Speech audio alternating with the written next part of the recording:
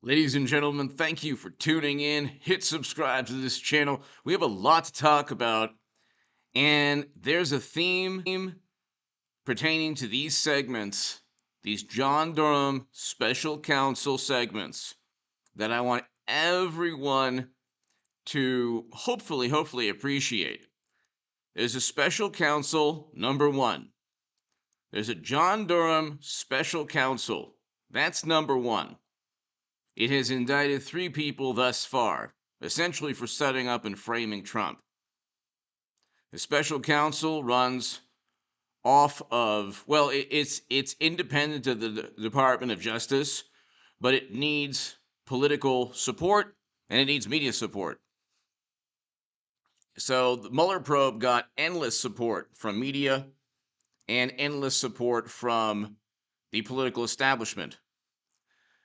The political support and the media support will come, unfortunately, will exponentially increase the more inflation skyrockets and the more our country unfortunately descends into an economic catastrophe. So this would seem to be, it would seem that I'm trying to, like, from some people, it would seem like I'm trying to combine a whole bunch of topics into one discussion, okay? But these topics are all intertwined. The special counsel is a very important discussion. By the way, Herschel, thank you to my super chat. Thank you so very much. Everybody here, thank you. Eric and Luke, thank you so very much for being amazing moderators. JG, David, Eliza, everybody here, thank you.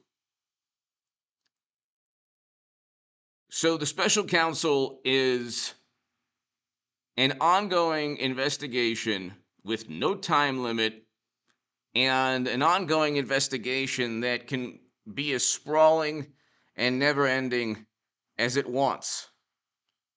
Okay, that's the mandate. That's basically what it is tasked with doing. Just investigating anyone and anything that was used to go after Donald Trump in 2016 and after, and even before 2016 and after 2016. It needs political support. It needs support from media. I talked about this in the upload. The midterms are going to see Trump Republicans take over both the House and the Senate. So it will get eventually the political support it needs. It'll eventually get the political support it needs. It'll eventually also get the media support, because the more this goes on, so inflation was greater than expected. Insubordinate, hello everybody.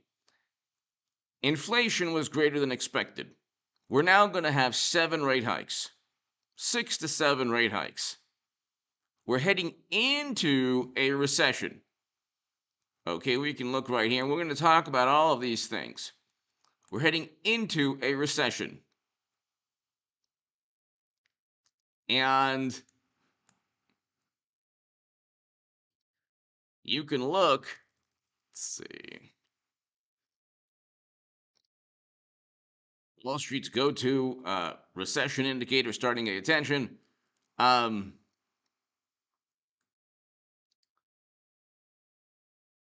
Inflation is at a 4-decade high. Could a recession be next? You have Elon Musk, who's already predicted a recession. So I guess in my long-winded way, here, in my long-winded way, Elon Musk has gloomy financial prediction for 2022. So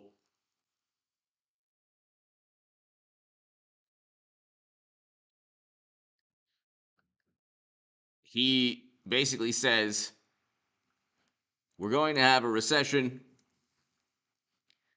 and he's asked when the recession might be. When do you think the next recession might be? And he goes, predicting macroeconomics is challenging to say the least. My gut feeling is maybe around spring or summer of 2022, but no later than 2023. Now, what do you think's going to happen, ladies and gentlemen, with the Durham probe? The Durham probe gains momentum, political momentum, with the House and Senate becoming Republican.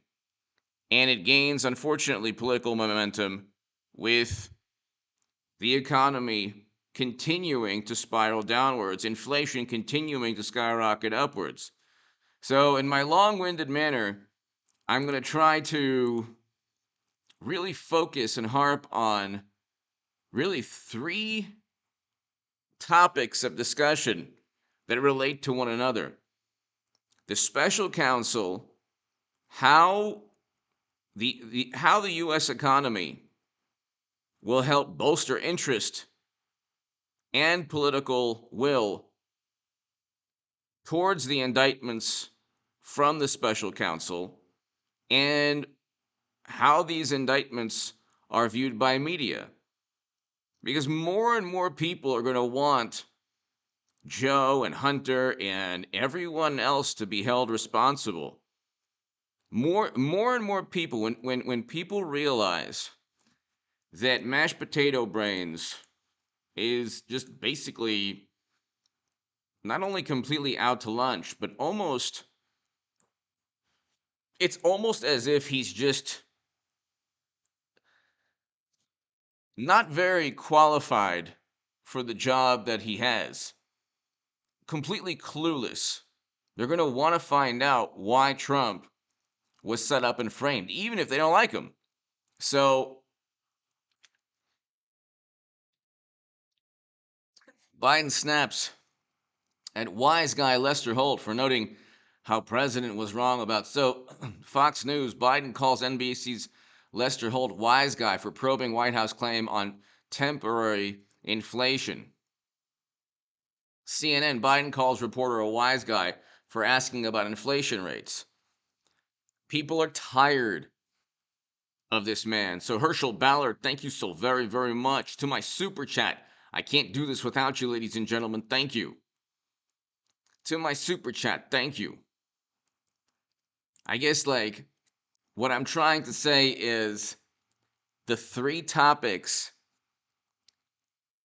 the midterm victories, the economy, they both relate to the special counsel and the political will and the media coverage it needs to continue to indict people.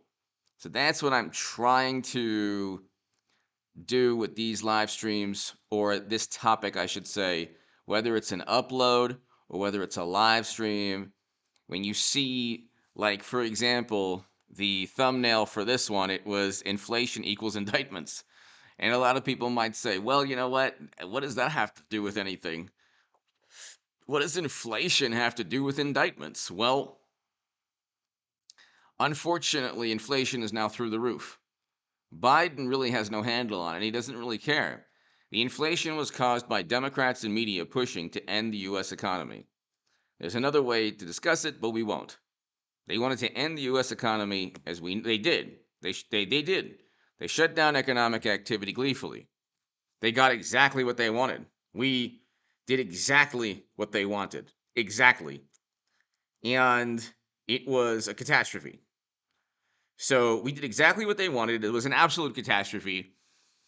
And I explained this in my Federalist article. Now people are talking about a recession. They're finally realizing that we're seeing a slow motion stock market crash, and the 2,000 to 3,000 point drops will take place. There's no way to know when the catastrophic drops in the Dow Jones will take place, the 2,000 to 3,000 point drops, but it's going to take place, unfortunately. Now, we have 7 rate hikes. So let's just read this really quickly. I mean, this is going to be catastrophic absolutely catastrophic. It's going to be catastrophic for the country. And we'll just read this here. Of course, we can't because they want me to. Okay, so here, we'll just go ahead. Goldman Sachs predicts Goldman Sachs predicts Fed will hike rates 7 times in 2022 over inflation. Okay, that is not good. That is not good for the economy, or that's not good for the stock market, and it's not really even going to prevent inflation from skyrocketing and continuing to increase. So Goldman Sachs predicted the Federal Reserve will hike interest rates 7 times this year, up from earlier forecasts that predicted 5 rate bumps in a bid to tame out of control inflation. Analysts led by economists, issued the stepped up prediction in a report this week, just as newly released federal data indicates that inflation continues apace. The Consumer Price Index for January posted a 7.5% annual increase, the largest since 1982. The Department of Labor said Thursday the investment giant expects the Fed to hike its main rate from its current near zero number to 1.85% after the central bank's bank's leadership meets for the final time this year in December. The analysts wrote that in their report, the Fed will issue incremental hikes of 25 basis points in 7 consecutive meetings.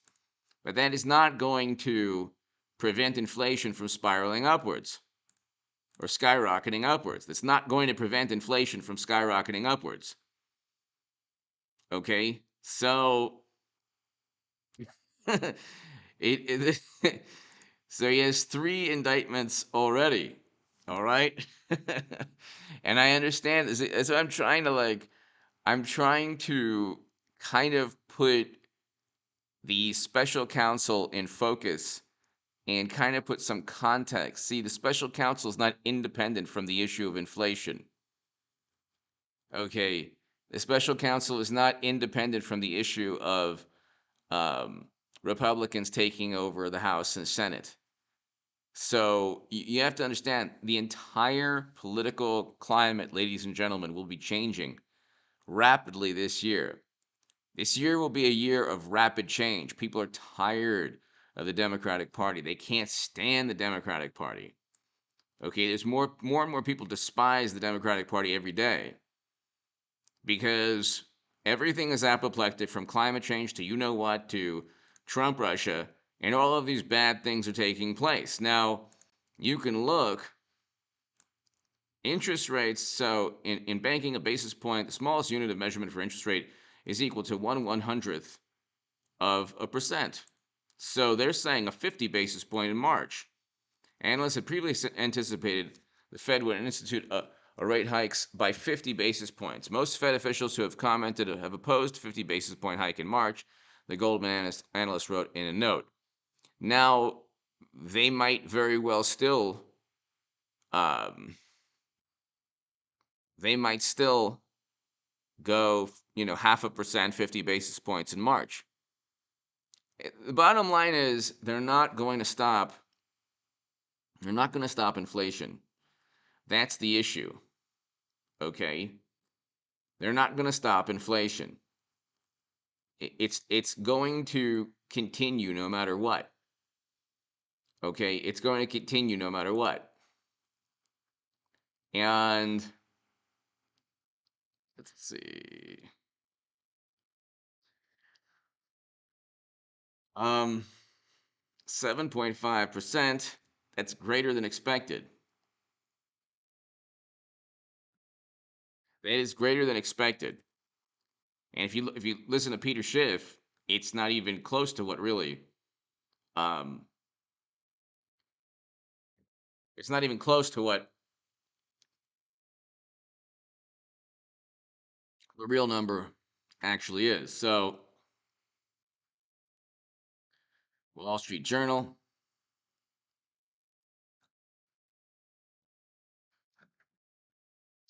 US inflation rate accelerates to a 40-year high of 7.5%.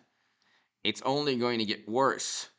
So you're going to have an interest rate increase, and you're going to have inflation getting worse. It's actually the worst of every possibility.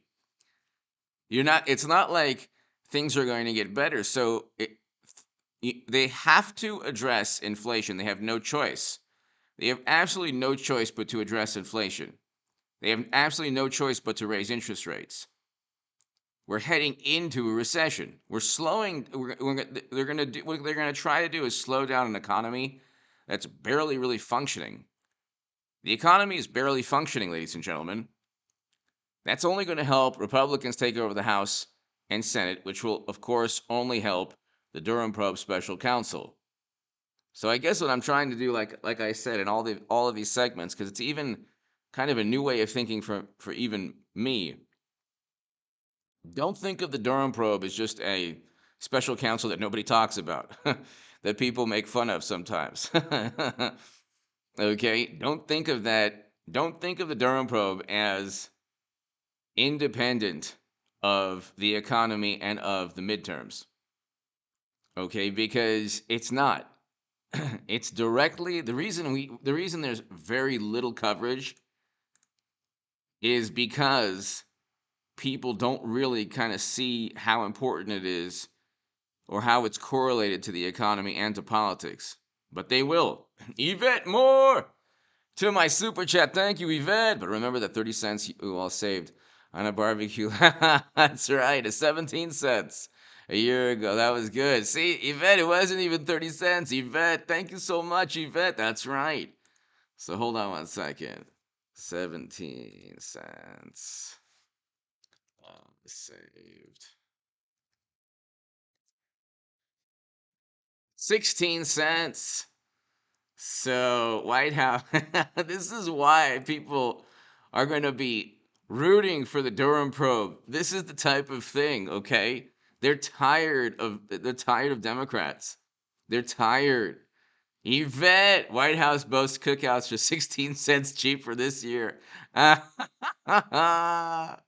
Yvette, thank you. So we've saved 16 cents. Not really, but you know. The Biden administration boasted on Thursday that the cost of the 4th of July cookout went down by 16 cents in 2021 compared to 2020, prompting a backlash on social media. Again, like the whole backlash on social media thing, it works both ways. But I mean, you don't even need to run a story about backlash on social media. It's so absurd. Yvette, thank you so much. Thank you, Yvette.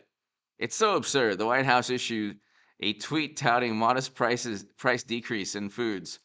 Uh, Savings highlighted in a tweet included the cost of a 13-ounce bag of potato chips dropping 1% and 3-pound portions of center-cut pork chops plummeting by 2%. All of this, by the way, is more expensive now, so there you go. A 32-ounce serving of pork and beans listed at 1.9. Does the White House ever eat beef? I mean, is there ever like any hamburger meat or steak? Does it always have to be pork? Planning a cookout this year? The tweet asked, alongside an animated image listing price drops. Ketchup on the news. According to the Farm Bureau, the cost of the 4th of July barbecue is down from last year. It's a fact that you must hear. Hot dog. The Biden economic plan is working. And that's something we can all relish. Relish, get it? Get it? Because you put relish on hot dogs? So, there you go. Well, by the way, all of that was like last July. So all of it is more expensive now. All right?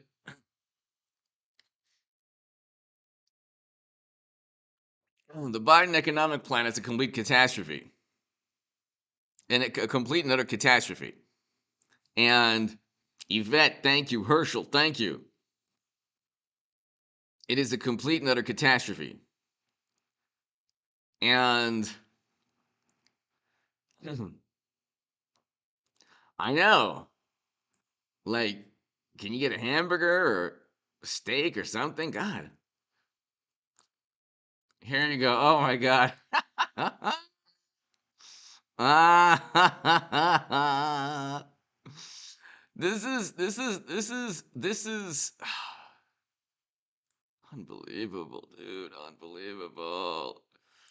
This is what happens planning a cookout this year. Ketchup is on the news. Ketchup. Ketchup. Ketchup on the news. Oh, that's so funny. Oh, that's so funny. Ketchup on the news. Oh, that's funny. That's so funny. Planning a cookout this year. Ketchup on the news. According to the Farm Bureau, the cost of a 4th of July barbecue is down from last year. It's a fact you must hear. Hot dog.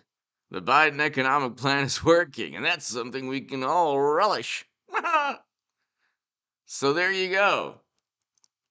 It's unbelievable. It is unbelievable. So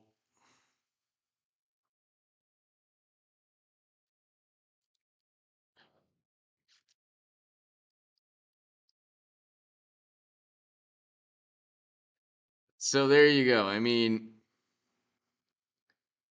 they're so out of touch, it's unbelievable. They're so incredibly out of touch. They're so out of touch, and it's like they don't get it because they don't really understand.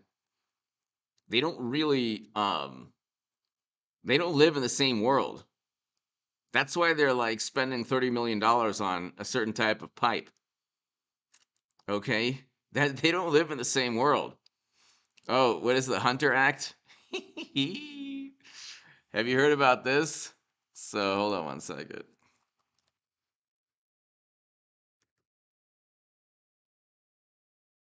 Republicans introduce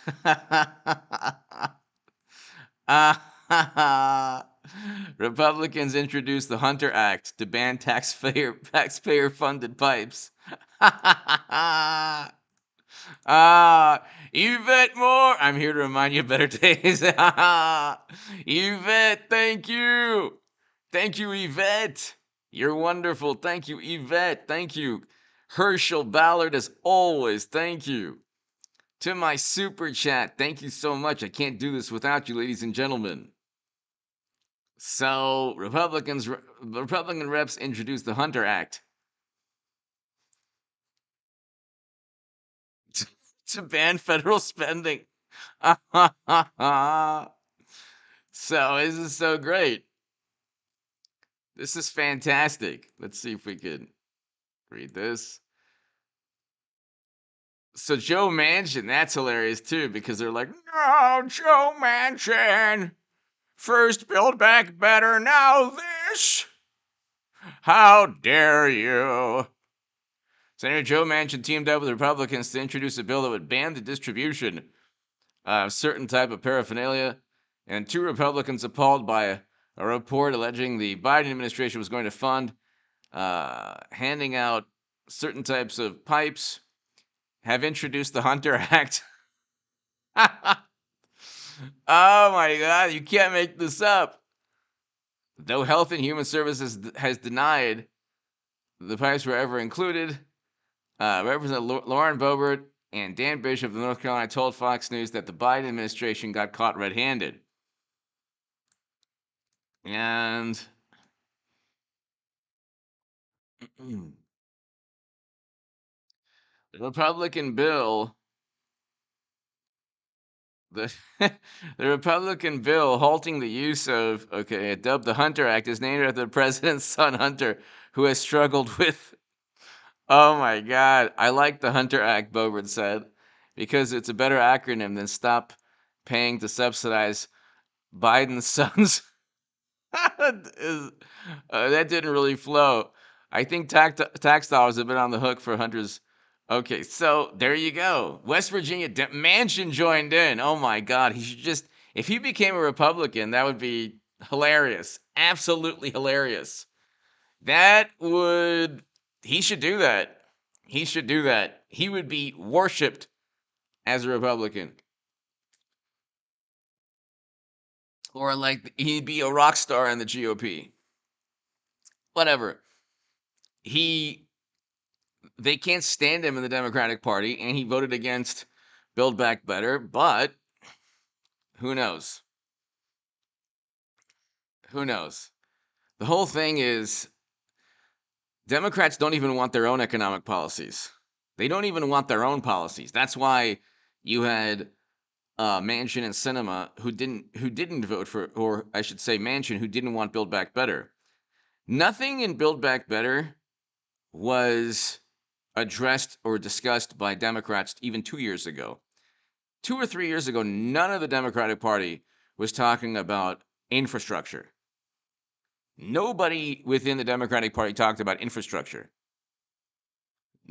Nobody. They were not talking about that at all.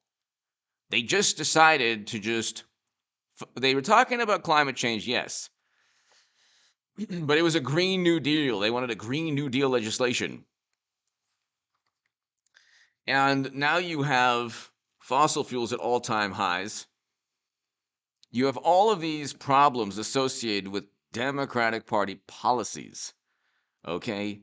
When you make it difficult to invest in fossil fuels or extract fossil fuels, you increase the demand because you've limited the supply. You thus increase the demand, especially when you decide to just open up the economy because the experts told you you can open up the economy. Everything they want, from climate change to addressing wealth inequality, all these issues, the opposite takes place. So it's not like they don't really, they're not really governing because they have no, they're not really governing because they have no vision of what they want the country to be. They just have a bucket list of things they want to hopefully, um, pass or address because they're in power now. Their power is fleeting. They will no longer be. The House and Senate will go Republican. We'll talk about that in a second. That will help the Durham probe. Unfortunately, the economy is going to go into the tank.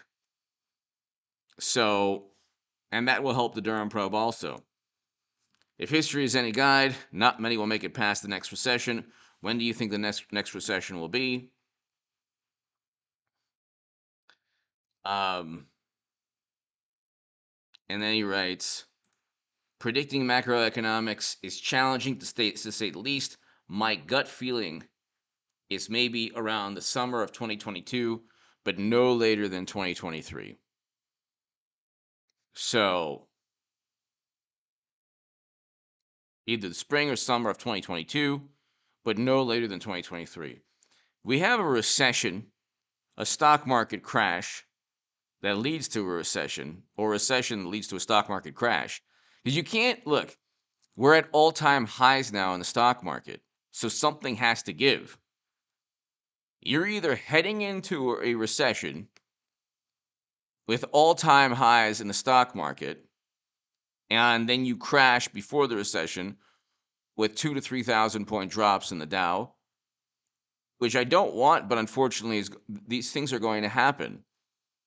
Everybody, ladies and gentlemen, everybody is going to be talking about the economic downturn.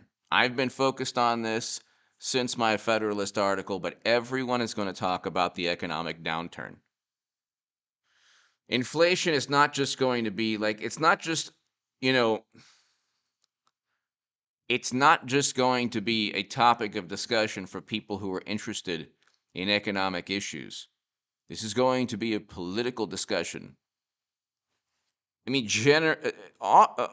usually economics is directly tied to politics. But with Biden, with this administration, it hasn't been tied up until recently. Because we went from ending economic activity, and that's the issue. We listened to exactly what Democrats wanted. The Democratic Party and media pushed gleefully to end economic activity. We can't talk about it, you know, in depth because it's forbidden, which is another problem also. There are so many problems here with how this country is functioning. But we did exactly what the experts and the authorities wanted. Okay? And now they're reversing course because guess what? Midterms are around the corner.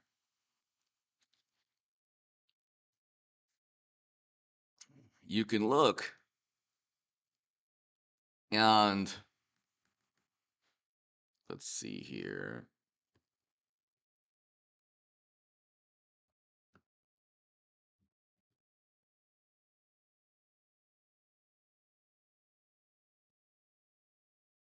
So, Republicans may win not just House, but also Senate in midterm elections. Here are 2022 Senate races to watch.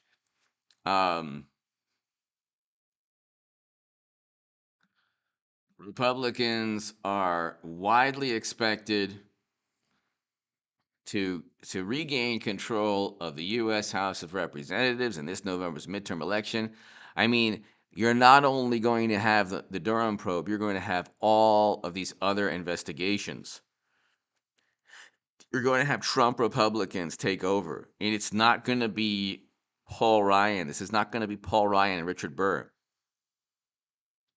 Ladies and gentlemen, it's taken years for Trump to wrestle control away of the Republican Party from the Liz Cheney and Kinzingers of the world. That's why Liz Cheney and Kinzinger are so interested in January.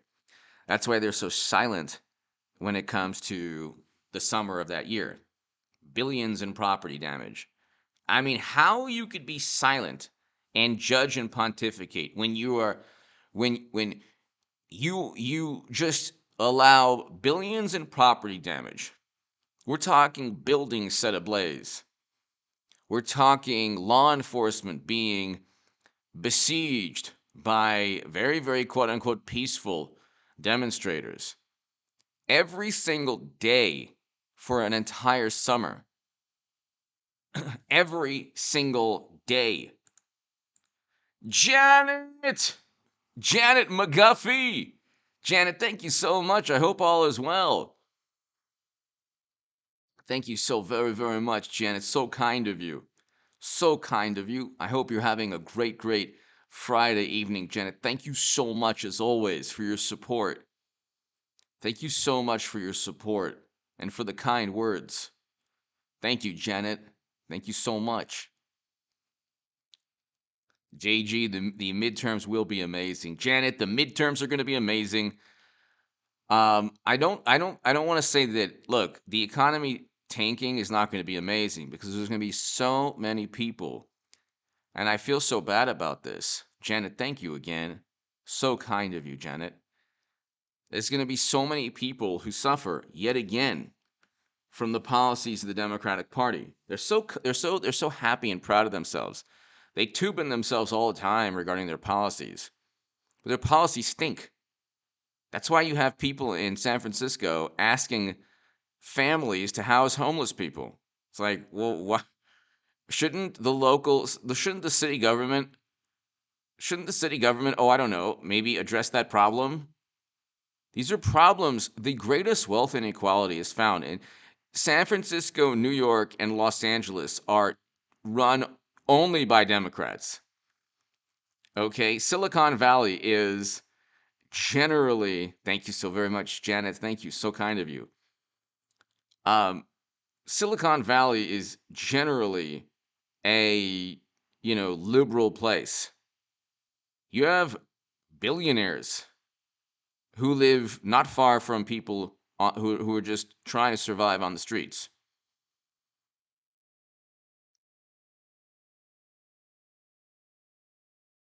You have billionaires who, I mean, these are the policies. You look. I mean, let's just read that again. The uh,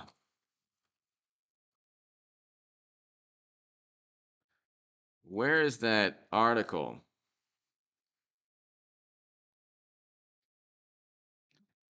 Bay Area calls on homeowners. Bay Area calls on homeowners to house homeless residents.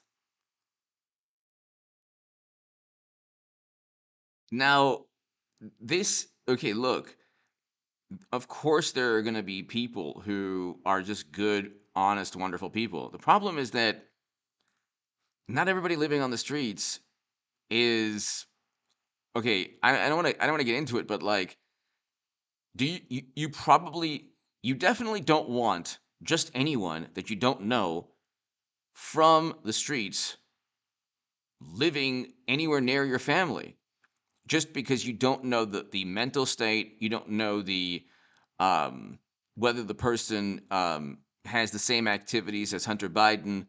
Let's just put it that way. Um, it's just not some. It's not the safety component is there's a tremendous safety issue that I'm not going to get into right now. Okay, but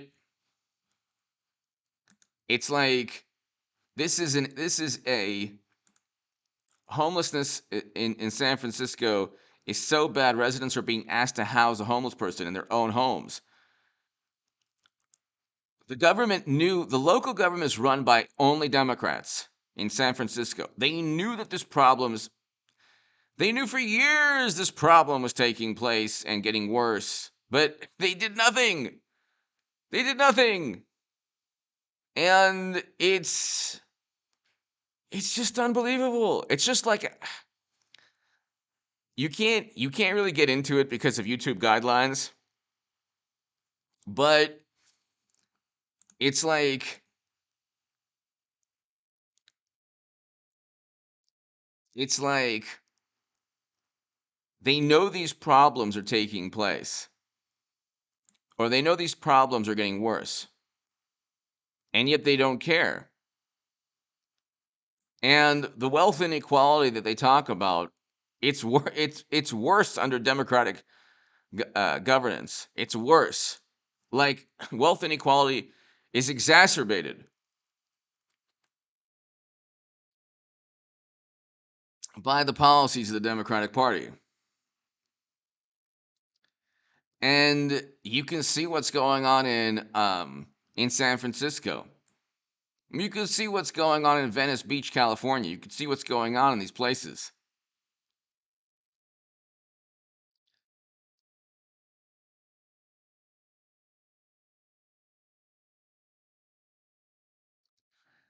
And so it's like, and this is not like, I don't have, this is not, I am categorically not saying that everyone who's homeless or living on the streets is a bad person. I'm not saying that at all. I'm not saying that at all. There are a number of beautiful people, wonderful people, families, good people who are just have had a terrible, just a terrible time, and because of a lot of unfortunate events, now don't have a home. I'm saying that this is a responsibility of government. This is when Democrats talk about socialism, and they're so into socialism and government, and it's like, well, this is what government is there for, to ensure that if you have a problem like this, that's a problem that has persisted for years and years and years. It's gotten worse. And what happens is the political support, or the tax base in New York, in California, in San Francisco, these are wealthy liberal Democrats. They don't really care about the homeless problem. They care about climate change. That's what gets them going. Or they care about other issues, like you know what. They don't care about problems that are right in front of their face. And so you have millionaire liberal Democrats living in 2, 3, 4, 5, $6 million homes. And not far from them, people are going to the bathroom on the street, and they're okay with that. Maybe they don't like it, but they're certainly never going to not vote Democrat. And the Democratic politicians know this. That's why they never address these issues. They know that they have a voting base. Like, the media talks about Trump and Trump supporters. They try to paint Trump supporters as like backwards people. The people who are the most backwards are the morally superior, extremely wealthy liberal Democrats. They are just fine with immense wealth inequality right in front of them. They don't care about it. They just don't care about it. Oh, and crime going through the roof. They don't care about that either. To them, none of these things, they're okay. The policies, you can look. There's a difference between mass incarceration and removing bail for violent criminals. There's a difference between that. Okay? That they're so interested in doing good that they do harm. And you see this time and again. But that's why, I mean, this midterms is going to be a catastrophe, an absolute catastrophe, because we will have already had a major stock market crash and a recession, which will unfortunately help the Durham probe. And then the midterms, the House and Senate will go Republican, Trump Republican. It's not like I don't care about the Republican Party. The political party itself, I don't care about. I'm not like a vote blue no matter who person. Vote blue no matter who. There are people on YouTube and throughout the country. You can have inflation skyrocketing, wealth inequality, the gap between rich and poor getting much wider than it was under Trump, poverty increasing. Look, the issue of climate change, the opposite of what they want is taking place. Nobody's talking about renewables now. They're talking about oil getting way over $100 per barrel, probably $150 per barrel, because of Russia-Ukraine, which is about to happen. By the way, what does the Kremlin have on Biden? Ever asked that? Herschel, Yvette, Janet, thank you to my super chat. Thank you so much. I can't do these without you. Thank you. Ever asked that? So here you have, really quickly, you have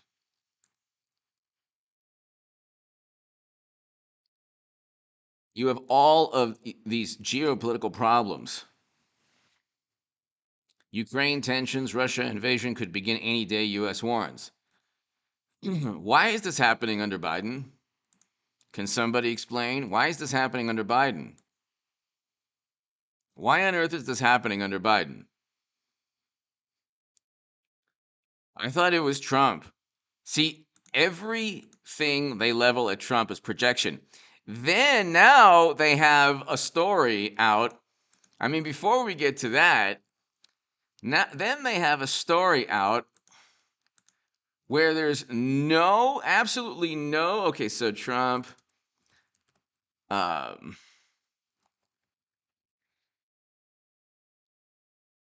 So Maggie Haberman came out with a book, and in the book, it's completely baseless. Trump flushed papers down the toilet. And then you get everyone, ooh, but her emails. And it's like, so here you have a story of top secret intelligence and special access program intelligence, and you have private service for 4 years, and James Comey said, you know what? She should have known better. She should have known better. Okay? But there was no intent to deceive, which of course there was.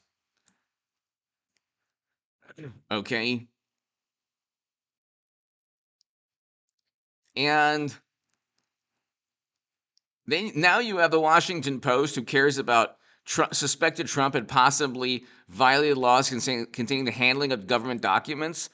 They were deleting, Clinton's team was deleting government documents left and right. They deleted 30,000 emails without oversight, 33,000 without oversight. And then they had servers with top secret and special access program intelligence they literally put from secure locations onto those servers for 4 years, and they were told they couldn't do so. And the FBI was fine with it. James Comey was fine with it. Now they got found 15 boxes of National Archives letters. Just letters from people. Not like satellite photos, which is what Clinton had. And the information on Central Intelligence Agency employees. Okay? Or informants. I mean, it was a complete and utter mess. Then the Comey letter was Uma Abedin. They had classified data on Anthony Weiner's laptop. And you know what he was doing. Between Jeffrey Toobin and Anthony Weiner, I mean, you just don't send them an email. Lord knows what you'll get back. And so Trump told people that since leaving, this is all baseless nonsense.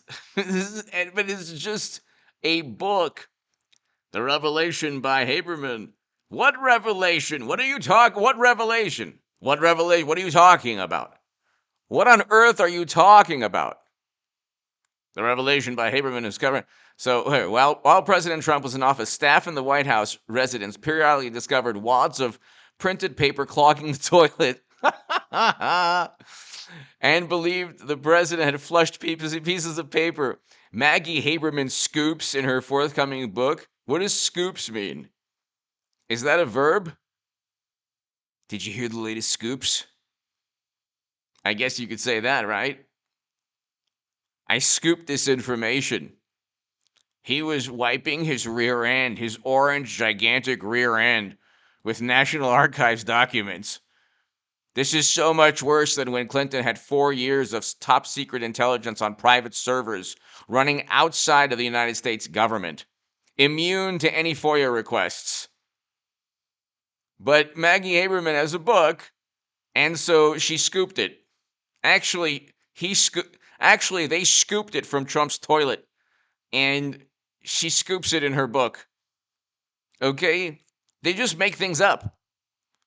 Why don't they just get a toilet dossier on Trump and just call it a day? Why it matters. The revelation, why it matters. Why it matters. The revelation by Haberman, whose coverage as a New York Times White House correspondent is followed obsessively by Trump. This journalist was also mentioned in the DNC emails, but whatever. Adds a vivid new dimension to his lapses in What vivid new dimension? We don't even know if it happened. Axios was providing an exclusive first look at some of her reporting. So what? This is gossip. Isn't it nice that you could just come out with a book and say Trump was wiping his rear end with the actual Constitution, and then he put it back in the glass case, and there are stains from Trump in our Constitution. No! Says reported New York Times journalist who scooped it up in her book, literally scooped it from the toilet. Haberman reports Trump told people that since leaving office, he has remained in contact with North Korean leader Kim Jong-un, whose love letters, as Trump's called them, were among documents the National Archives retrieved from Mar-a-Lago. Okay. Is that even true? Who knows? The news of White House toilet flushing. How do you know this? How do we know this is even possible? Like the news of White House toilet flushing comes as the National Archives has reportedly asked the Biden Justice Department to examine Trump's handling. So you have anti-Trump people in the government. Most of the government is anti-Trump. They get paid by taxpayer dollars, and they're liberal Democrats. So they don't really care about national security. They care about just disparaging Trump. So there's no evidence at all. It's completely baseless. Like Hunter Biden loses his laptop with incriminating data showing pay-to-play schemes, and everyone in government's like, well, we don't know if it's really him. But Maggie Haberman's book says he's flushing the toilet with government records, and it's a big scandal. Archives officials found possible classified material in the returned boxes. Okay. That happened all throughout with Clinton, and much worse, and they apparently didn't care. So the precedent, unfortunately, was set there. Don't start pretending to care now.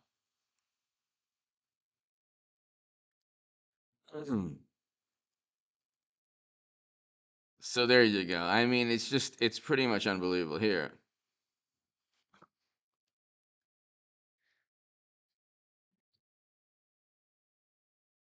Then you have here Clinton chides Trump over allegations he flushed documents down the toilet, but her emails.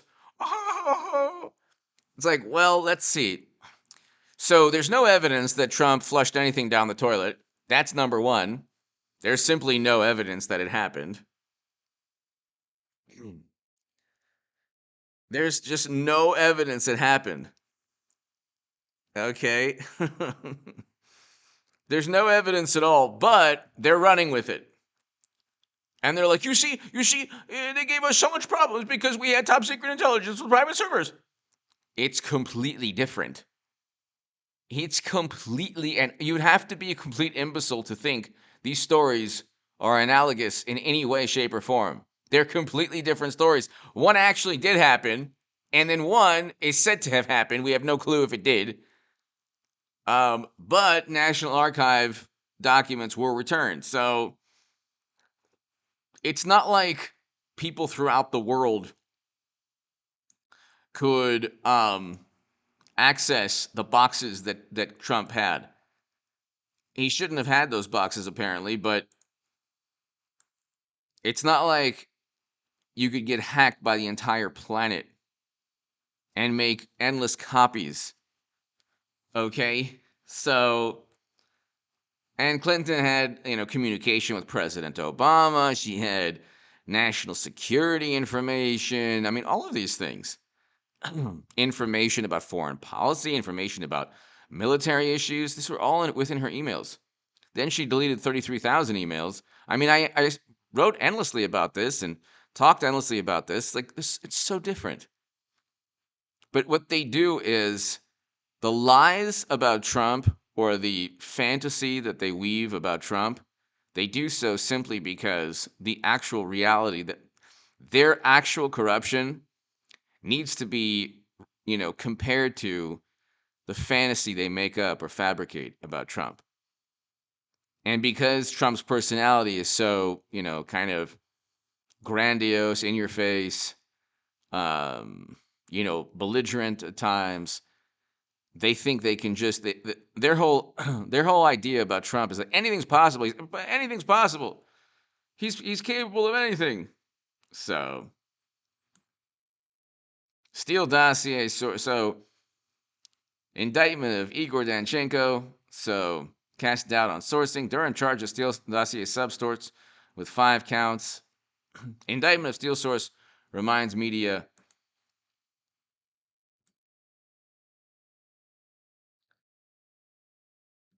Reminds media watchdogs of news organizations who heap credibility on it. So you have a situation where a lot of these Durham indictments, the 3 Durham indictments, you're going to have more people indicted the worse the economy gets. And definitely you're going to have investigations. You'll have investigations that run alongside the Durham probe from the House and Senate. But let's just read this right here. Ukraine tension, Russia invasion could begin any day. This is happening under Biden. Not only do you have inflation, running rampant. Not only do you have inflation running rampant, but you have these problems, all of these problems, taking place under Biden's watch. So here, An invasion could start, so that's terrible.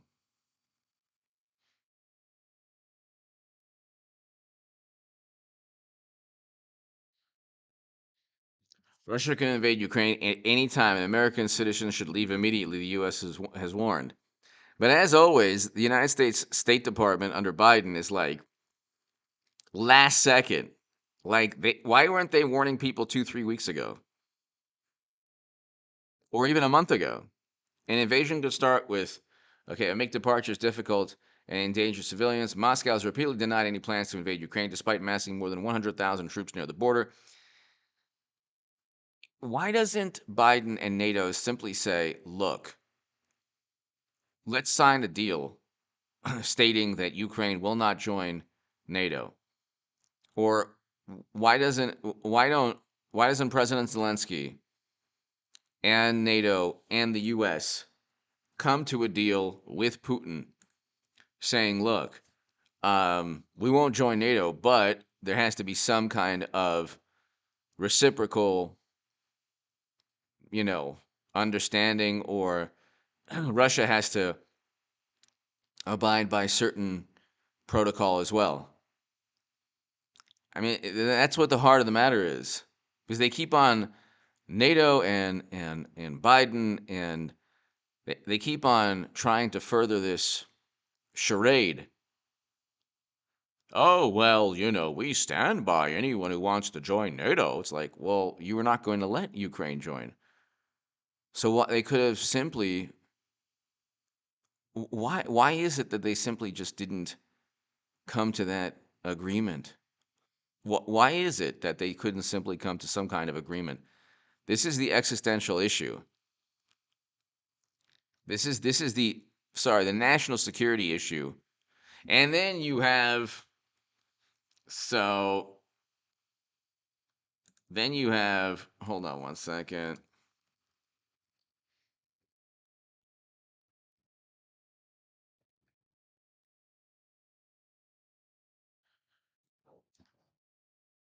See? I was doing these segments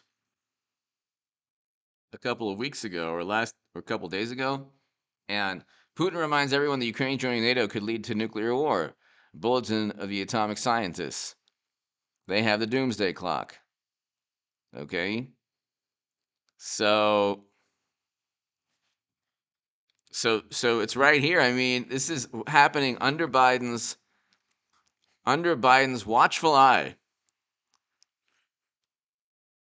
as he, slurs his speech and walks into the wall. Putin reminds everyone that Ukraine joining NATO could lead to nuclear war. Why is this happening? Like, I keep on asking this very simple question. Why is this happening under Biden? I thought Trump was the Putin puppet. Our economy is worse. The country is heading into a recession, and we have these geopolitical problems, nightmares, quagmires. And all we hear about is Trump harming democracy. Oh my God, Trump is harming democracy. He clogged his toilet with National Archives papers. A box full of papers is different from a phone that could be hacked by the entire world, that didn't have government firewalls or any type of protection. They were Clinton's servers were unencrypted for 3 months initially.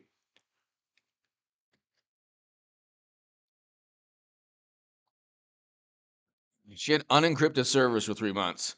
You think Putin didn't try everything or wasn't successful? So here,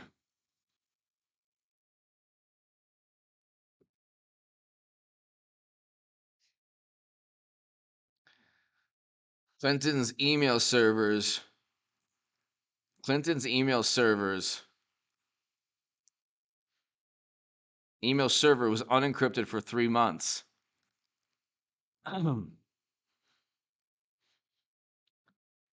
I mean, you can't get more Here. For 3 months, Hillary Clinton's emails access was unencrypted, vulnerable to spies. It's right there.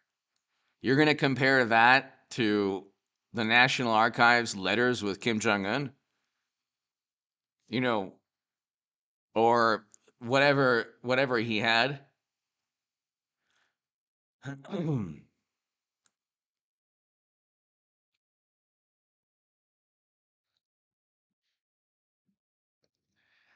Here you have, I mean, the Durham probe directly relates to what's going on.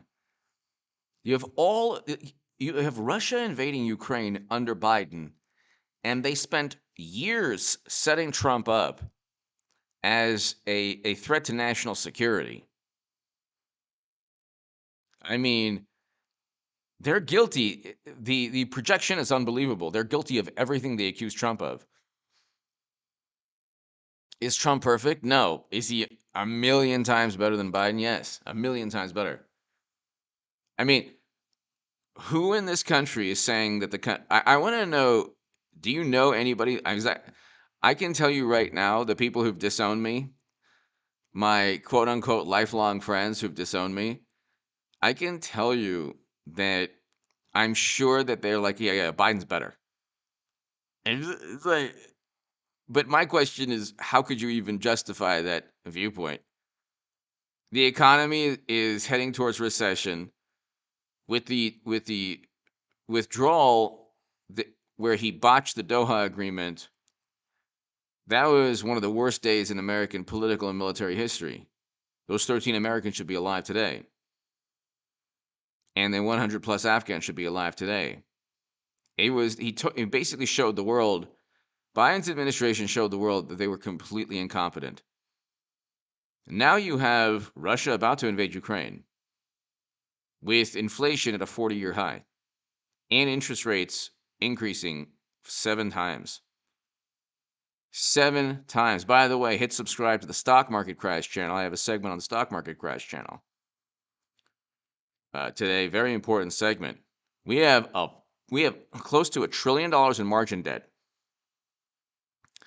and we're about to have a devastating 2,000 to 3,000 point drop, probably more in 1 or 2 days in the Dow.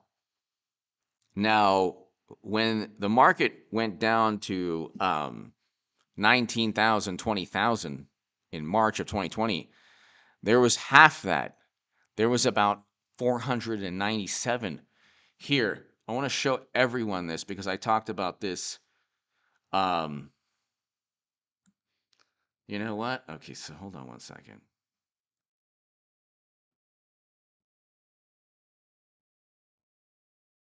This is very important, ladies and gentlemen.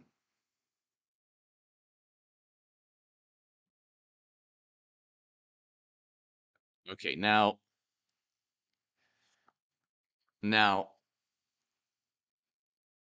this is as of January 2021, but it's actually closer to $1 trillion now in margin debt. Okay, so it's at 798 billion, but it's actually closer to $1 trillion now. Now go and scroll down. Just let's scroll down to March of 2020. Okay, right here, March of 2020. We had $479 billion in margin debt. Okay, that's when the market tanked. That's when the market went down to about 20,000 in the Dow. It actually went below 20,000. Okay, we had about half the amount of margin debt that we do now. We have almost twice as much margin debt, people. We have almost twice as much margin debt. Okay? We had $479 billion. A little over $479 billion in margin debt in March of 2020. Fast forward 2 years, and So when the market tanked, when the market collapsed because of a self-induced apoplectic hysterical reaction to you know what, fueled by Democrats and media, and anyone who says differently is just lying. They say, oh, it's under Trump. It happened under Trump. It's like, yeah, well, it was fueled by Democrats. They wanted that to happen.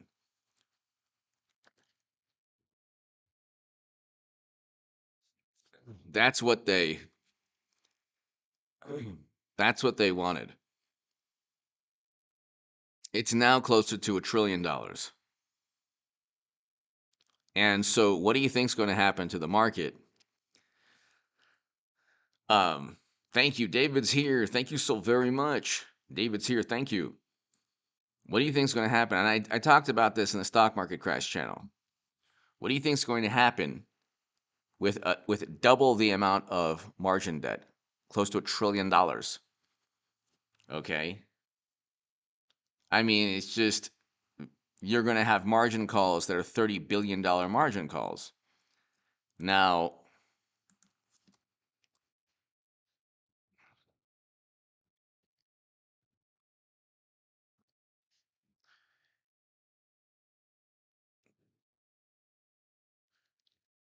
they had a $30 billion margin call. A $30 billion margin call, ladies and gentlemen. Okay, $30 billion. $30 billion, people. $30 billion. And you're going to have hedge funds that go under, just like Archegos. You know, the system is about to collapse. It's about to collapse, people. Because you have something called what Jeremy Grantham talks about, a super bubble. Okay? And New Yorkers, the plunge in the NASDAQ and Bitcoin, the end of a super bubble? No, it's not even. It's like, we're not even, the bubbles hasn't even popped yet.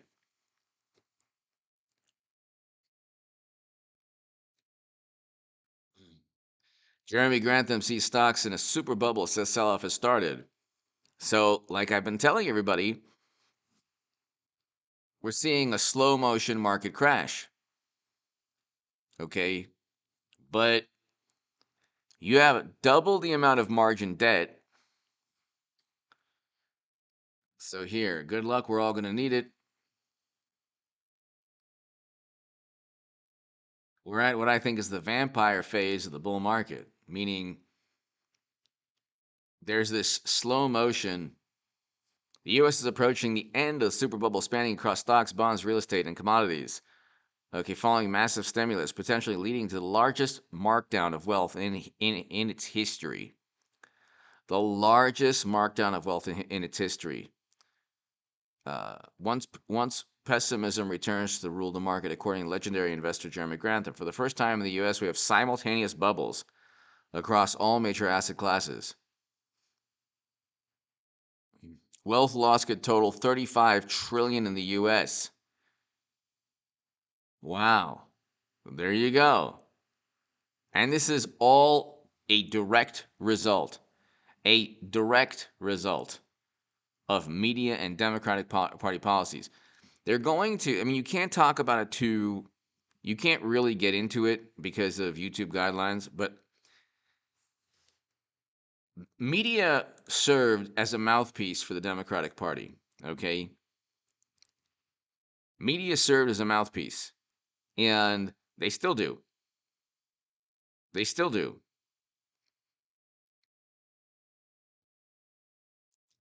And all throughout 2020 and even the beginning of 2021, actually towards the middle of 2021, they were still talking about, it's too soon. It's too soon. It's too soon to open up. It's too soon to open up. And they pushed to end economic activity. Exactly. 1 quadrillion 1,000 trillion in derivatives.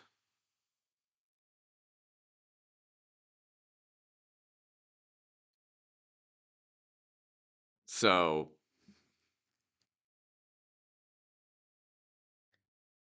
it's going to be terrible. It's going to be terrible.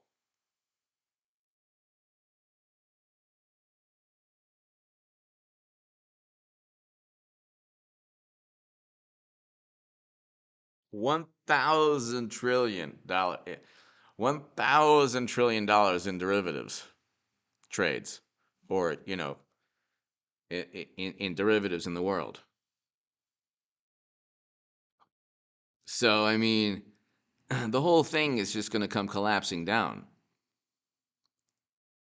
And this is what happens when you just the word trust is so misused. The word trust, it's like trust this, trust that. Oh, they're undermining trust, and this is also hilarious. Undermining trust in government institutions.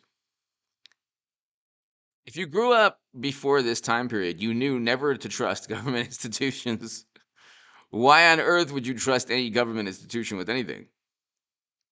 They undermine their own trust with their own behavior. They say, "Oh, they're undermining trust in our institutions." Yeah, and what's your point? You have to earn a person's trust. You have to earn a person's trust. Look at the Washington Post, for example. They have a running tally of Trump's lies, which really about a quarter to a third are absolutely true, according to one researcher. A quarter or a third were just true, but like if you wanted to be petulant, maybe not maybe 98% accurate as opposed to 100% accurate. But generally, the statements were accurate. With Biden, they said, "Oh, well, you know what? We can't. We're going to stop tallying any lies because um, gosh, he's not Trump. He doesn't lie like Trump." And it's like, no, he lies worse than Trump. Worse. Trump's lies are hyperbolic. He'll make a hyperbolic statement, or he'll utilize hyperbole. This is the best economy. Well, we had a pretty good economy. And then you have the obsessive, apoplectic, petulant fact checking people. I mean, it's not the best economy. The economy was better in 1958. 1956 was better.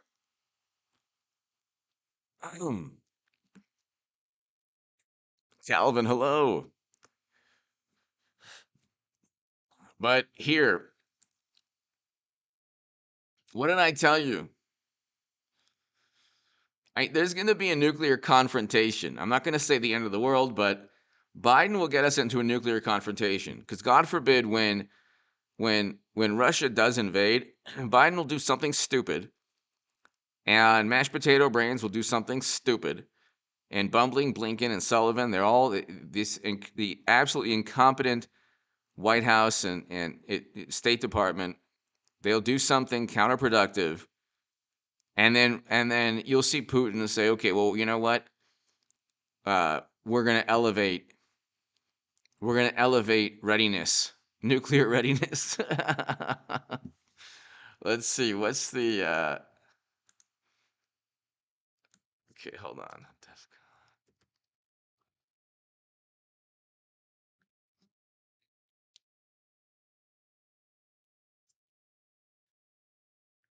So,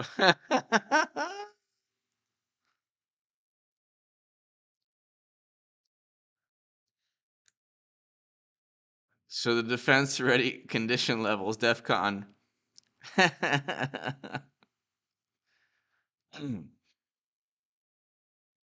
We'll get down to DEFCON 2.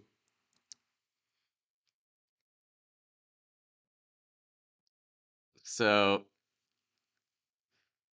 so, hey, come on, man, Decepticon man, come on, man. Oh, come on, people now, man. Come on, man. Oh, come on, man. So let's see here. DEFCON 5 is normal peacetime readiness. Sometimes you have to like restart the stream, ladies and gentlemen. For some reason, it kicks people off the stream. So, oh my God, why? What's wrong with again? Was there buffering, ladies and gentlemen?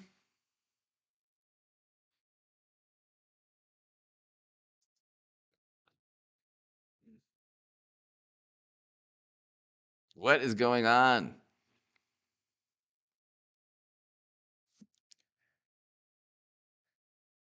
Ladies and gentlemen, was there kind of like buffering or something going on? Is this mic on? Is this mic working? Is this being videotaped?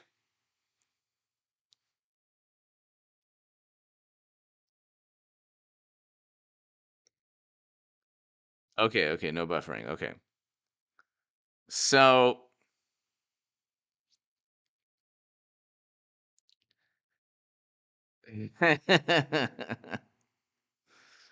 so thank you, Eric. Thank you. Okay, so um how much you want to bet that Biden is going to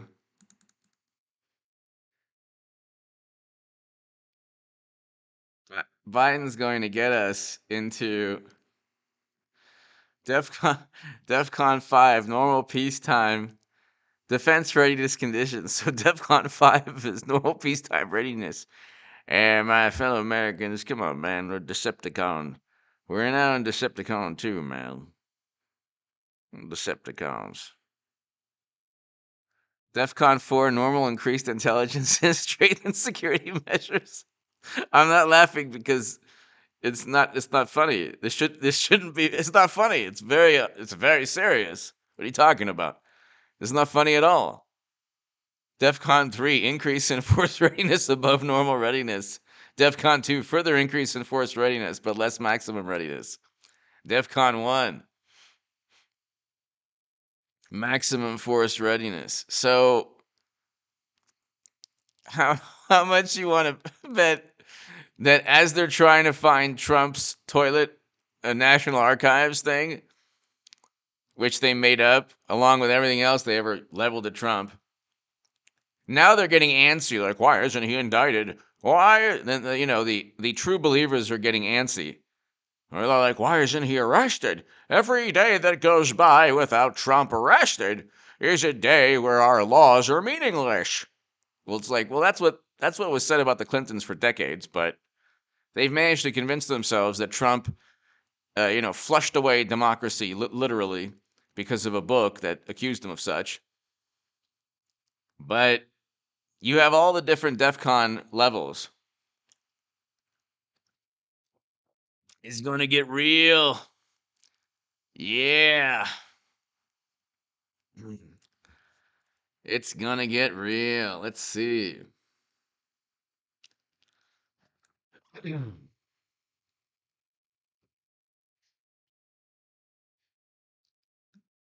Who blinks first? Oh, don't you love the New Yorker? Joe Biden is the latest in a long line of American leaders who have tried to persuade Russians and other rivals to back down from a military confrontation. Another way of looking at this is that this is happening under Mashed Potato Brain's watch. Just really quickly, so DEFCON. The Pentagon moved to DEFCON 3, requiring Air Force to be ready to launch in 15 minutes. Moved to DEFCON 2, signaling the war was imminent. So, they were at DEFCON 2. And when it's DEFCON, when it's DEFCON 2 or 1 with Biden, the media is going to be like, he's such a good president. Look, the media the media is going to be, he's such a good president. He's really taking things seriously.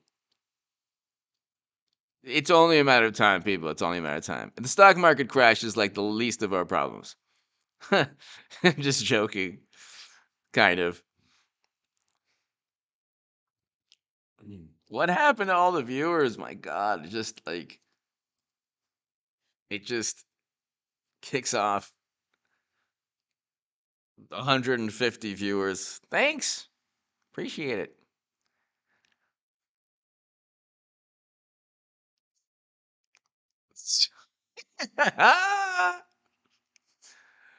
I mean, could you imagine? Oh my, they're going to totally be so like, this is such a good president. Honestly, it's just so much better than Trump.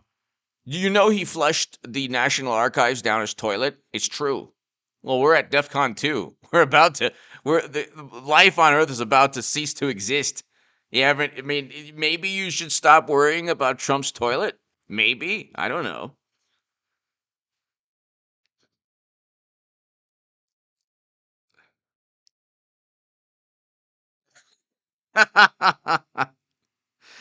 Flip hello.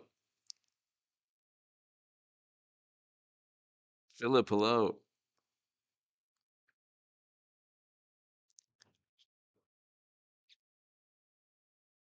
I mean, you can't make this up. You can't make it up.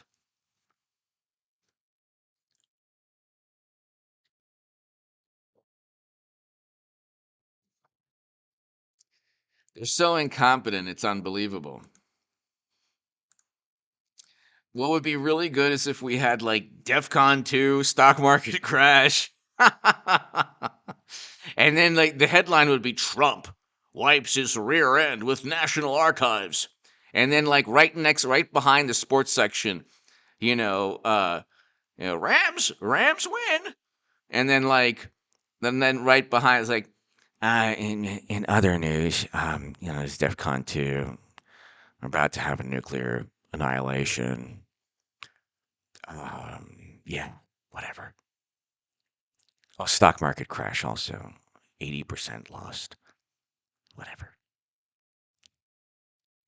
Biden's still a good president. The entire world's gonna collapse. You have to understand.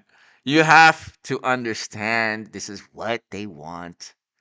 This is the ultimate test of loyalty to the Democratic Party. Hey, listen, we're just there for the ride. We're just there for the ride, people. It's the ultimate test of loyalty. It's like with Abraham in the Old Testament, and God, asks the impossible. David, David Von Kettering to my super chat. HJ, there's been a glitch in the viewer count for at least a week. 5 minutes after you end, you have 1,000 viewers. Thank you, David. That usually does happen because David, thank you so much. So then that does happen as when the upload hits, but you're right about the glitch because it'll actually time people out. And I don't know why. Maybe it's the OBS software. Maybe that's it. I don't know. David Von Kettering, thank you to my super chat. Thank you. I can't do this without you, people. Thank you so much. I appreciate your support. The super chat. Thank you. Janet, everyone here. Herschel, everybody here. Yvette, David, thank you. But we're just along for the ride. JG, the morally superior among us, we have to show allegiance.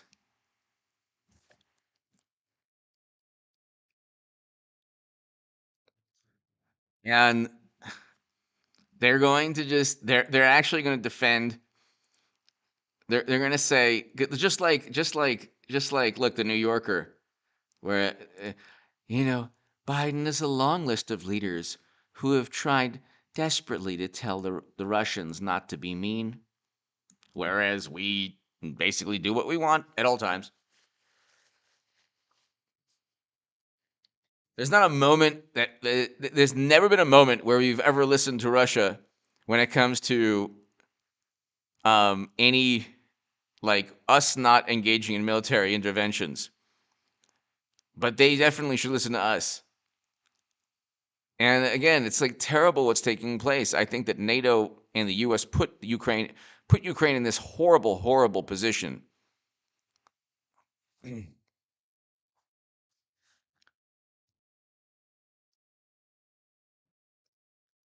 And if they weren't, if they weren't, um, if they were never really going to join, if if NATO and the U.S. never intended for Ukraine to join, then why on earth did we put them in that situation? That's the question.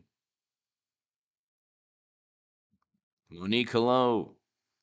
Why on earth did we put them in that situation? That's the question.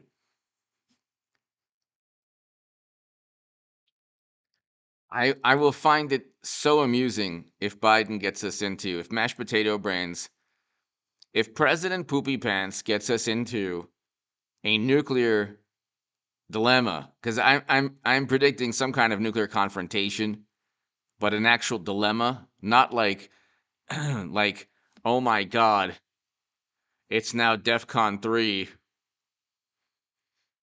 I mean, we don't have enough problems with inflation. And then they'll try to find some way to blame Trump. Do you understand? They're obsessed. They are obsessed. They will find some way. There's some way. Some way. He shoved toilet. He shoved papers in his toilet, and that's why we have DEFCON 3. No, Trump. Trump. He's a Putin puppet, even though this is happening under mashed potato brains.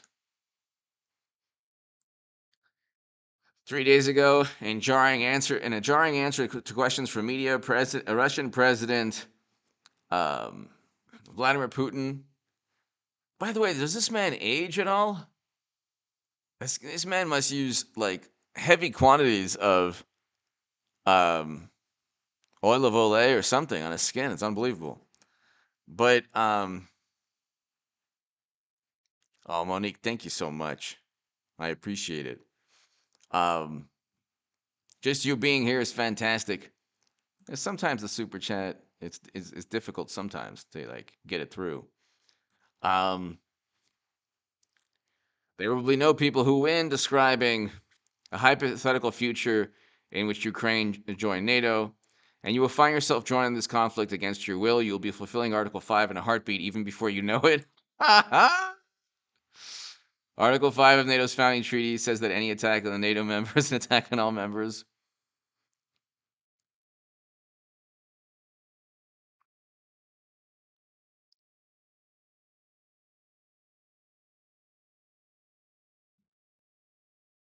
And so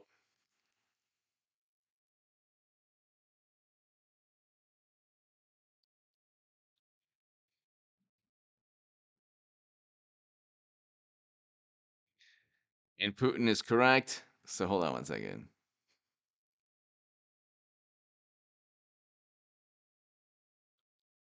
Through Kremlin's English language transcript has Putin using somewhat ambiguously the term incomparable. He also asserted that Russia is one of the world's leading nuclear powers and is superior to many of those countries in terms of number of modern nuclear force components. And Putin's correct. In early 2021, nuclear notebook authors, estimated that Russia has a stockpile of nearly 4,500 nuclear warheads.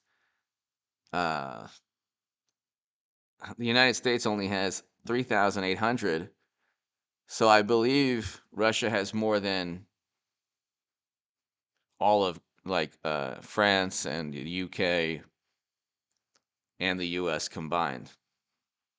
I believe that's the case. The United States has about 3,800. And another 1,700. Oh, okay. Awaiting dismantlement. Okay.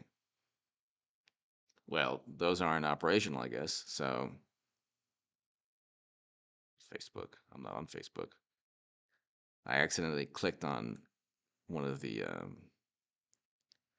little icons to the right here. Anyway, so there you go. There you go. Mashed potato brains has outdone himself yet again. Yet again.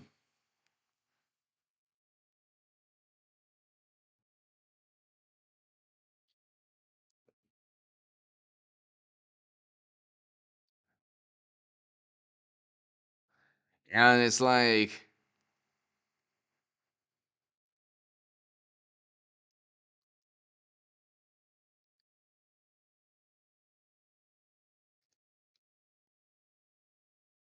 it's like pretty unbelievable that no one seems to kind of put two and two together.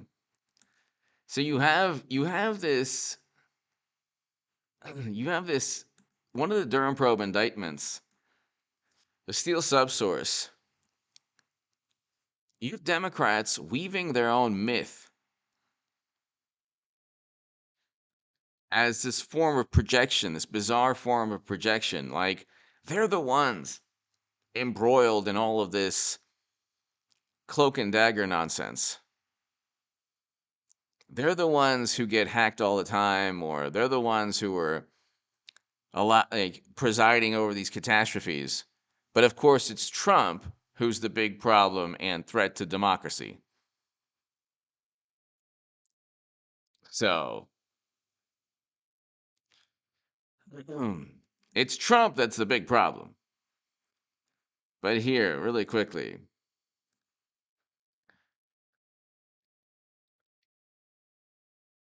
Republicans are widely expected to regain control of the U.S. House of Representatives in this November's midterm elections, with betting market predicted giving an 85% chance of that outcome.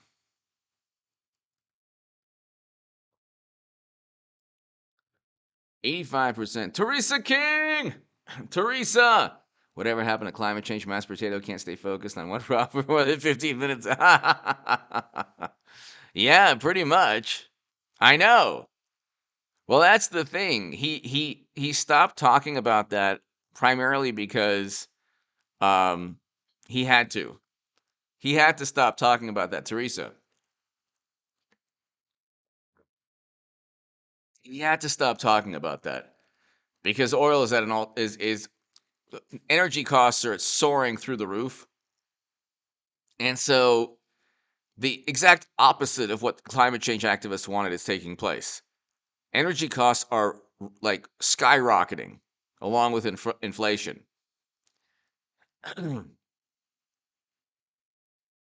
Mad Max, JG, how great was Mad Max? Teresa King, great point. Excellent, excellent point. But see, then again, you have to understand it's mashed potato brains. So if he doesn't have the script right in front of him, and even then, if you ask him any specific question, he'll call you a wise guy. The GOP is getting good odds for taking the U.S. Senate, too, as predicted, puts them at 73%. Nice. Nice. Very nice. You get the Senate as with Trump Republicans, the House with real Trump, like definitely Trump Republicans. Monique Smith! How about Red Gal Bad? Monique Smith, thank you. Thank you so very much, Monique. So kind of you. Monique and Teresa, thank you so much. So kind of you. Red Gal Bad. What was that movie? Red Dawn. But who remembers JG War Games? Matthew Broderick. I might watch that tonight. Monique, Teresa, JG, everybody here. Remember War Games with Matthew Broderick? The entire world is gonna be this right here. Hold on. Hold on.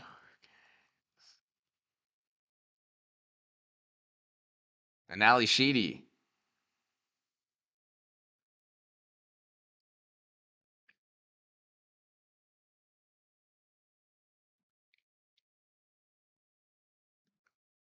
This is gonna be listen.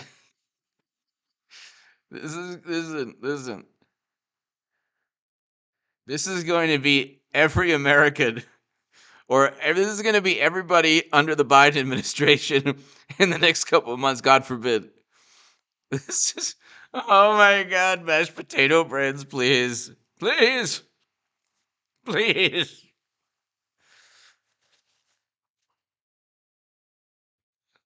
This is unfortunately. I'm joking. Obviously, I'm being facetious, but do you have to understand something, people? You have Monique and Teresa, everyone here to my super chat. Thank you so very much.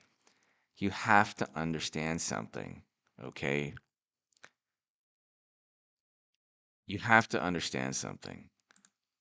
You don't care. This will be everybody who's not a Democrat. This will be every normal sane person who is like, "Oh my God, what's happening? This makes the stock market crash and inflation and interest rates look not like nothing."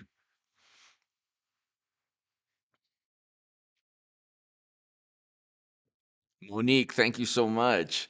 This is like the perfect. This is the perfect like meme or picture that that describes Biden's administration.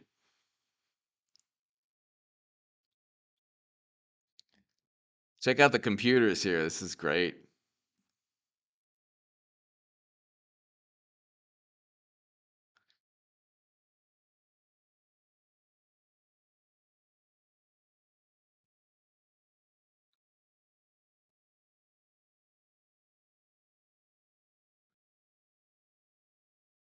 So,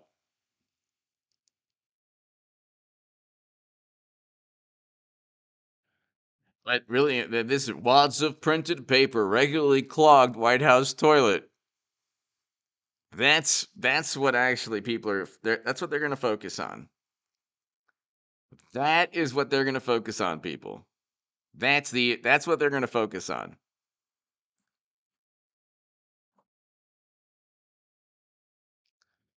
So let's look. Let's look at the wonderful.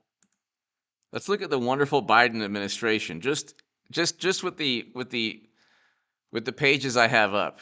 U.S. inflation accelerates to 40-year high. Then we have Goldman Sachs predicts 7 rate hikes in 2022. Then we have Jeremy Grantham sees stocks in super bubble. Then we have Putin reminds everyone that Ukraine joining NATO could lead to nuclear war. And of course, we have one of the indictments from the Durham probe, special counsel, which is ongoing, which is related to all of these things. I mean, ladies and gentlemen, that's what I'm trying to kind of convey. The Durham probe special counsel is related to all of these things. It really is. It really is. And that's what I'm hoping to kind of I'm kind of hoping that people, correlate the economy and the midterms to the Durham probe because they're all related. Um, Elon Musk has a gloomy financial prediction, so we're heading into a recession. And like I said, you know what? I mean, Republicans, the Cook Political Report has tagged 9 contests as competitive as a toss up. So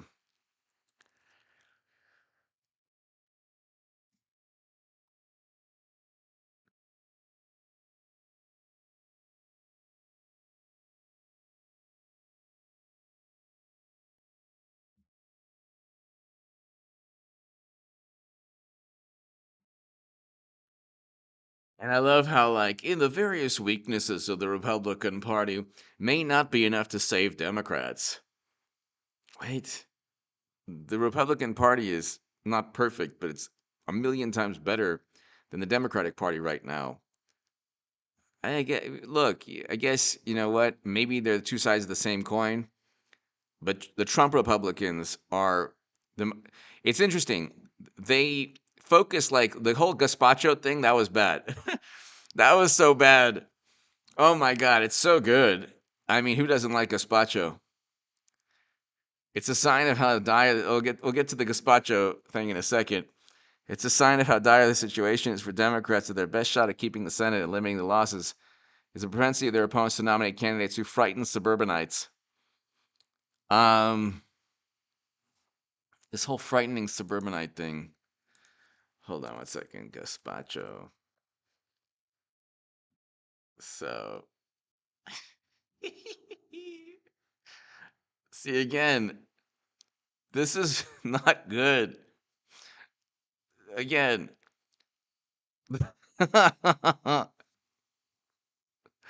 why? Why? It's good that she, is like fights, okay? But it's not good that she it's this the whole gazpacho is not good. It's not good at all. See, the best thing would be if going into midterms, Marjorie Taylor Greene did not have any press conferences at all for the love of God. Because they're going to say, oh my God, I'd rather have nuclear annihilation and a Mad Max world with a stock market crash, recession into a depression, because she said the word she confused what she confused the word gazpacho. So I don't know. It's just it's no good. It's no good. But who doesn't love gazpacho? Oh, it's so good. Yummy. Tasty. Very tasty.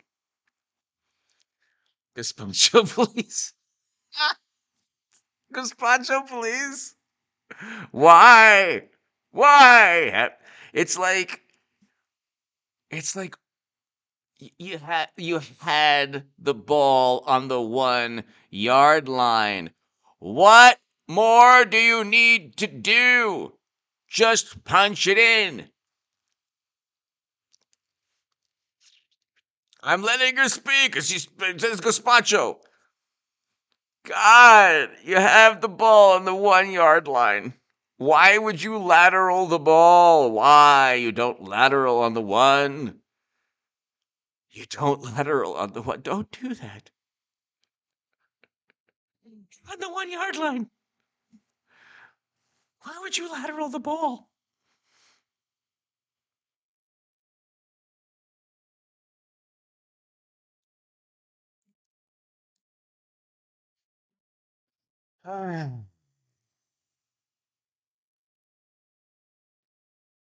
So, Democrats took control in 2018 and they've done nothing. Sealy Star, I do love your humor. Thank you so very much. Sealy Star, thank you. So kind of you, Sealy Star. Yes. Thank you so very much. Thank you, Sealy Star. So kind of you. Thank you. Thank you so much. I appreciate your support and the kind words. Thank you so very, very much. Greatly appreciated. It's just, Sealy Star, thank you so much. To my super chat, thank you. And thanks for the kind words. I appreciate that. If you have momentum, if you have political momentum, it's if you're going to reference, I mean, am I the only one who finds it funny? The gazpacho police? I wish there was a gazpacho police. I would love to eat gazpacho. It's tasty. It's fantastic. Le Pain Quotidien had like a fantastic gazpacho.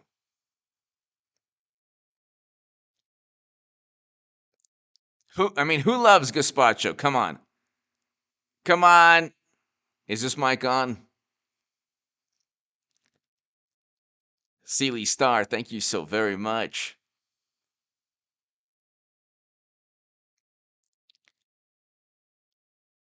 Well, and I'm all over the place, and basically, Marjorie Taylor Greene wanted to say something related to history, so she she said that the Democrats had a gazpacho police. She was trying to refer to something else, and it's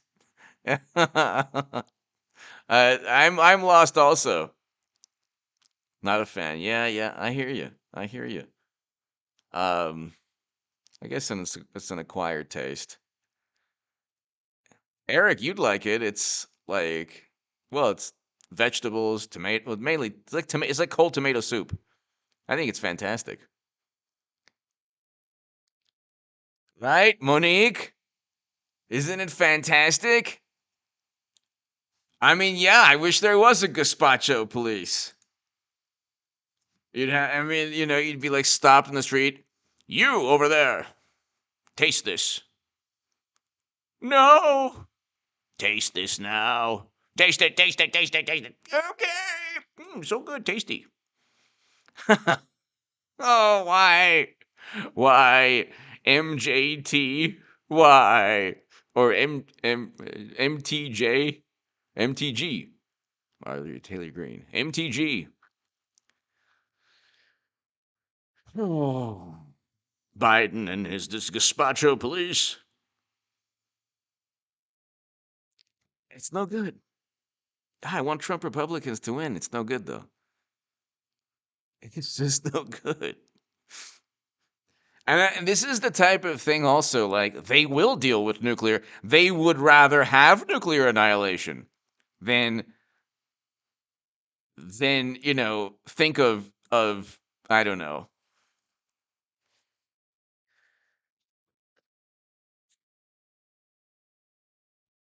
They would rather have like if this happens right before the midterms, this will be the story. Even if it's like DEFCON 2,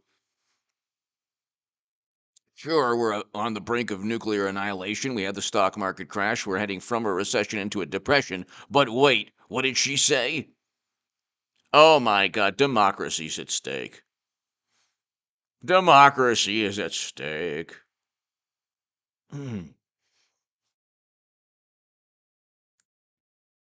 Sealy Star, thank you.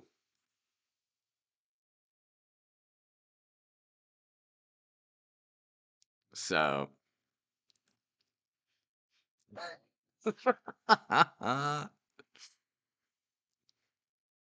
all they need, you have to understand, it's just they have every possible advantage. So it's not like we can, it's not like, it's not like these types of things can just be overlooked. They literally make things up, and it's like they think of it as actual fact. The, what they make up, they view to be fact. So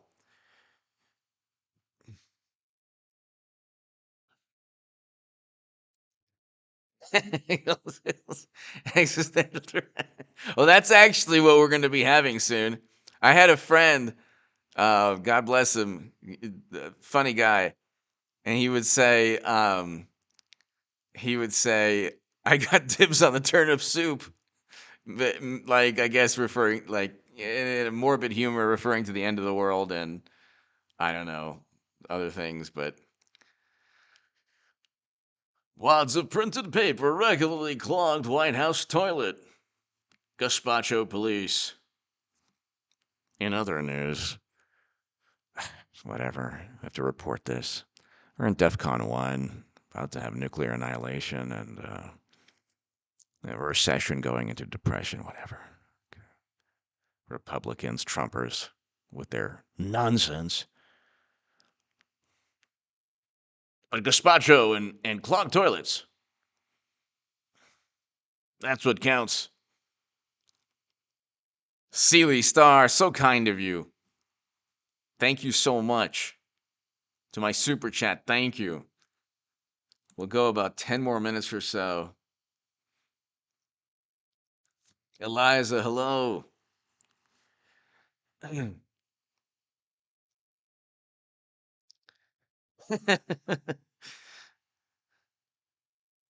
is.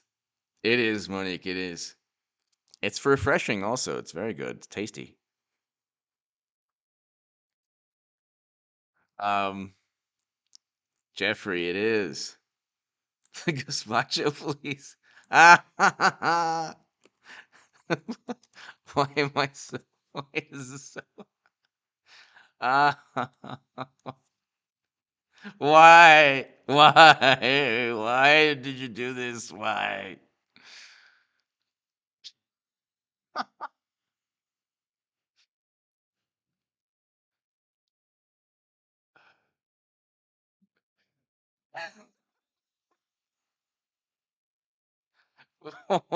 This does. They don't need the layup. They don't need it.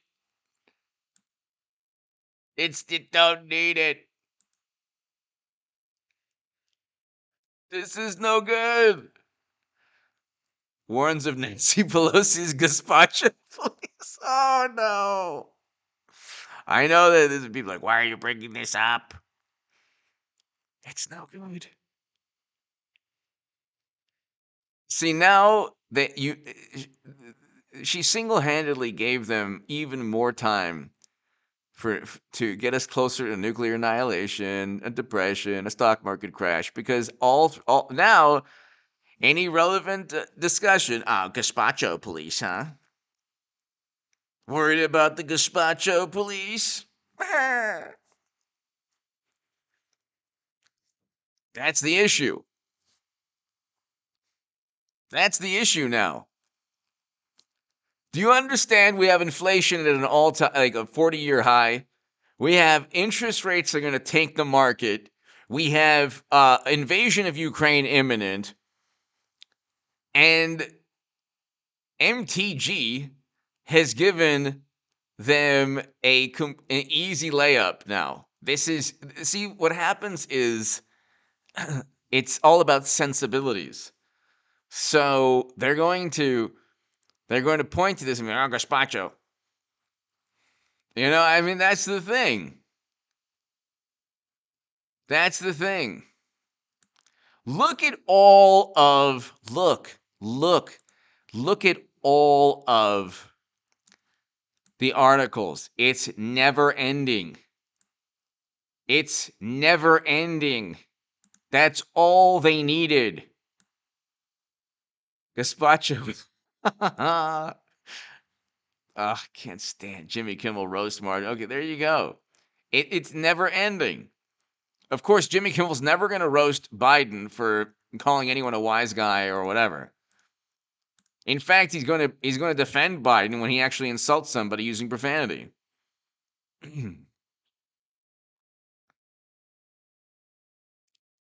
So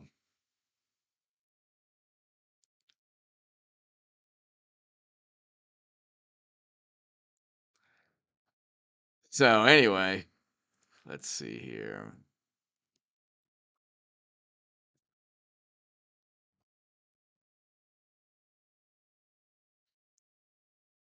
Market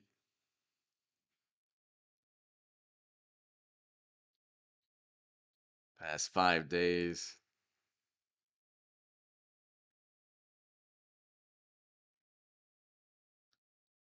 Um Continues to tank big time.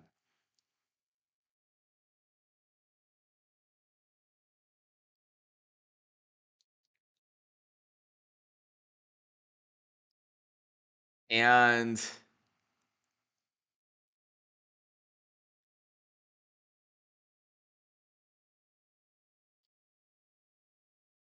you have market going down like 1,000 points. Market went down 1,000 points in 2 days. 1,000 points in 2 days. I don't think people realize that. But again, they don't care. And it's going to continue to tank, and it'll go down. Once it goes down past 30,000, and it will, in probably a couple months, people will realize.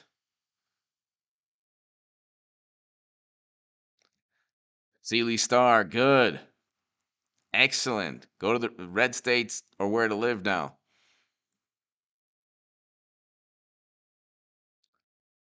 Like giving certain types of pipes to people, that is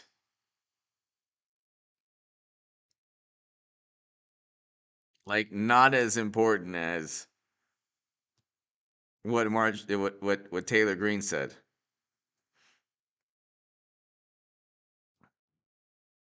So in the past month, the market's down 1,500 points. So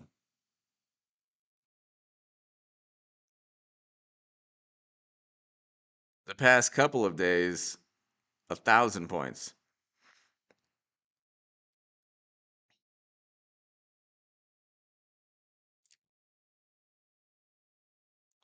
On Wednesday, it was at 35,768, and now it's 34,738.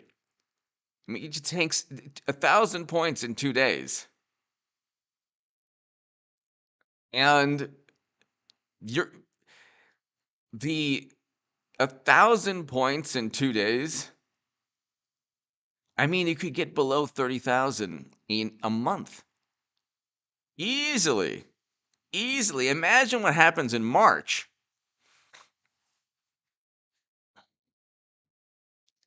Imagine what happens in March.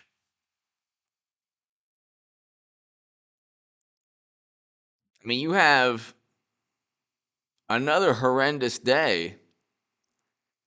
And earlier in the one man, thank you. Earlier in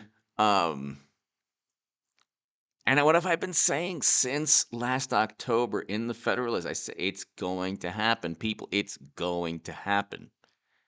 It is tanking, and it is going to get worse.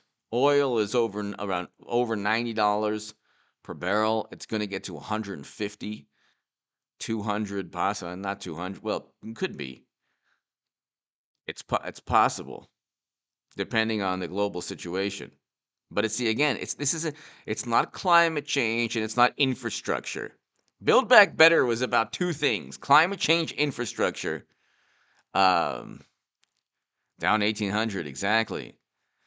Infrastructure and climate change are like the least of our worries now.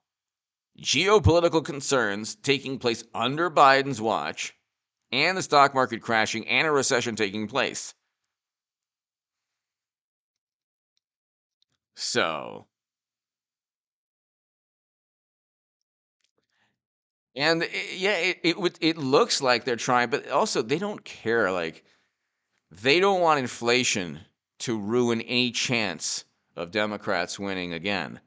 That's the main thing that will tank the Democratic Party's chances in 2024: inflation. And they're not going to get a foothold on inflation this year.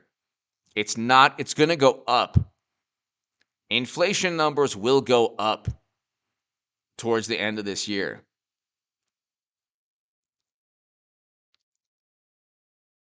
Inflation numbers are going to go up, and this is after. This is after um, they raise interest rates.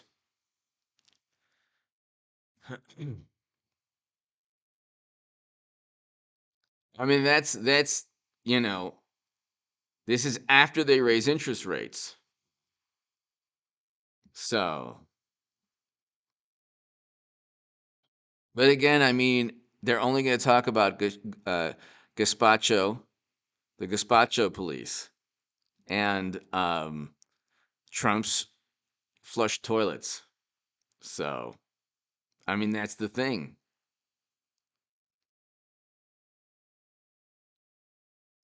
We'll do a couple more minutes, ladies and gentlemen, and we'll be out before midnight West Coast time. Let's just see. We've got DEF CON. Don't you love this, The New Yorker? Joe Biden's the latest in a long list of American leaders who've tried to persuade Russians and other rivals to back down from military confrontation. Gee, that's another way of saying he completely messed things up.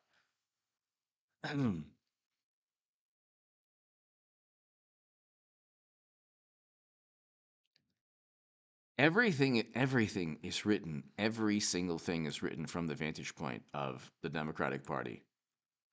It's pretty unbelievable.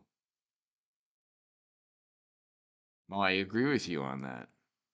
I mean, inflation is so much higher. The 7.5%, like, yeah, right. You have Elon Musk talking about a recession. I mean, this year is going to be, it's starting off like in the manner that I've been telling people, unfortunately. Save your money. JG, thank you. I appreciate you watching these. Thank you.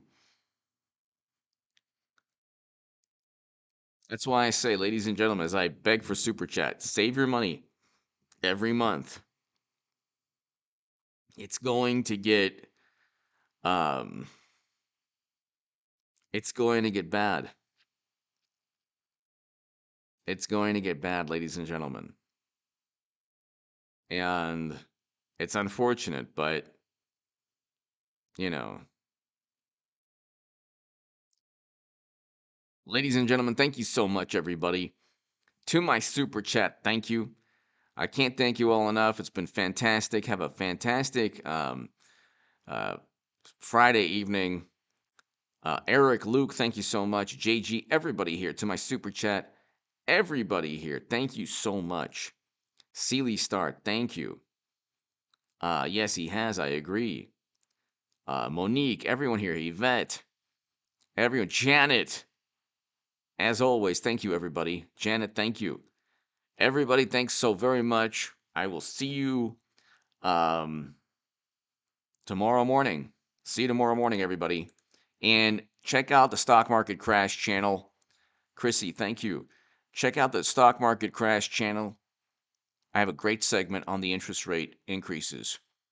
Hit subscribe. Hey, we're over 192,000 subs, people. Tell your friends about this channel. We are almost at 200,000 subscribers.